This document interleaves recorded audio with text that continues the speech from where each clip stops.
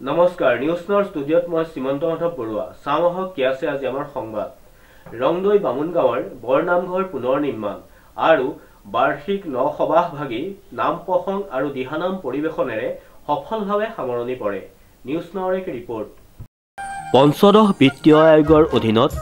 2022 আৰু 2023 বিত্তীয় বৰ্ষৰ উত্তৰ পশ্চিম যোৰহাট ঢেকৰগড়া উন্নয়ন খণ্ডৰ অধীনত স্থানীয় বিধায়কৰ উন্নয়ন পুঁজিৰে 2 লাখ টকাৰে ৰংদৈ বামুন গাঁৱৰ বৰনামঘৰ ভাগি পুনৰ আটক ধুনীয়াকৈ নিৰ্মাণ কৰা হয় পৰম্পৰাগত নিয়ম অনুসৰি গাঁৱৰ ৰাইজে খেতিৰ নলগোৱা নসবাহ ভাগি অনুষ্ঠিত কৰাৰ লগতে পুনৰ নিৰ্মাণ কৰা নামঘৰ ভাগি শুভাৰম্ভণি অনুষ্ঠান অনুষ্ঠিত হৈ যায় তদুপলক্ষে দিনৰ ভাগত ৰাইজৰ নাম প্ৰসংগ আৰু নিশালৈ অসমৰ লোক সংস্কৃতিৰ সাধক দিহা সম্ৰাট কমলা গগৈ আধ্যাত্মিক শিল্পী সমাজৰ দ্বাৰা দিহানাম পৰিবেশন কৰা হয় ভক্তপান ৰাইজৰ সহায় সহযোগিতা আৰু ভক্তিৰসৰ ধ্বনিৰে মুখৰিত হ'ল নামঘৰস্থলী নাম প্ৰসংগ আৰু ভক্তি মাৰ্গৰ যোগেদি জীৱই চিৰশান্তি লাভ কৰিব পাৰে বুলি মত প্ৰকাশ কৰে দিহা সম্ৰাট কমলা গগৈয়ে মহাপুৰুষ শ্ৰীমন্ত শংকৰদেৱৰ অনবদ্য অৱদান এই নামঘৰেই হ'ল অসমীয়া সমাজৰ ঐক্য সংহতি আৰু সম্প্ৰীতিৰ প্ৰতীক এই নামঘৰেই হ'ল অসমীয়া সমাজৰ এক লোক আদালত সমাজৰ ধৰ্মীয় নীতি নিয়ম বিচাৰ বিবেচনাৰ যোগেদি নৱতম সমাজ গঢ়াৰ স্থলী হয় বৰ সময়োপযোগী প্ৰশ্ন দিহানামৰ জৰিয়তে সমাজখনত কি প্ৰভাৱ পৰিছে সেইটো সন্দৰ্ভত আপোনাৰ প্ৰশ্ন কৰিছে প্ৰথম কথা হ'ল গুৰুজনে দি থৈ যোৱা অমৃত নাম সংস্কৃতি হৈ যে অন্যতম সম্পদ দিহানাম গতিকে এই দিহানামে আচলতে আত্মাৰ দিহাই ৱাদি নোপোৱা জীৱন এটাই জীৱনত তেওঁ মানে জীৱন যাত্ৰাত ৱাদি পায় সন্ধান পায় আধ্যাত্মিক আৰু নৈতিক চিন্তাৰে নিজক আগবঢ়াই লৈ যাবলৈ যি নামে দিহা দিছে সেই নামটো দিহানাম বুলি কোৱা হৈছে আৰু এই দিহানামৰ প্ৰভাৱৰ দ্বাৰা বা এই দিহানামৰ যিটো মহাত্ময় উদ্দেশ্য হ'ল মানে মানুহৰ মাজত আধ্যাত্মিক শক্তি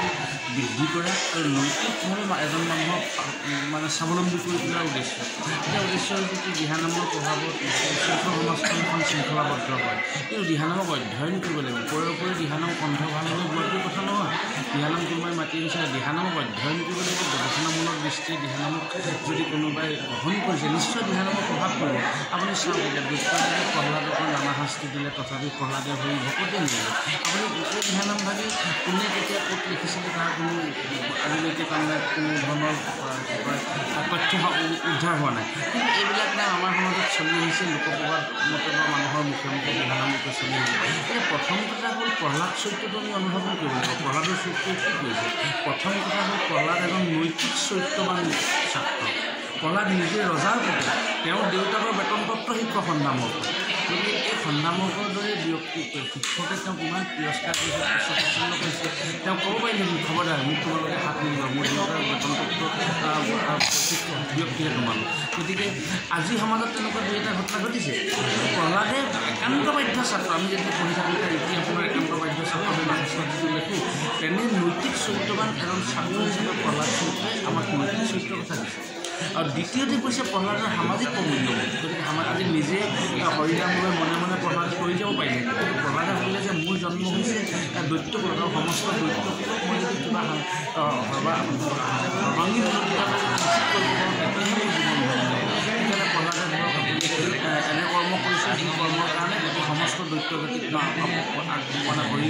চিন্তাৰে হৰিনামৰ প্ৰভাৱে তেওঁ মৰিছে বা আগবঢ়াই নিছে দিহানামে সমাজখন উশৃংখল সমাজখন শৃংখলাবদ্ধ কৰা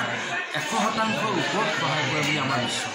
শ্ৰীমন্ত মাধৱ বৰুৱাৰ ৰিপৰ্ট নিউজ নাও 24/7 যোৰহাট।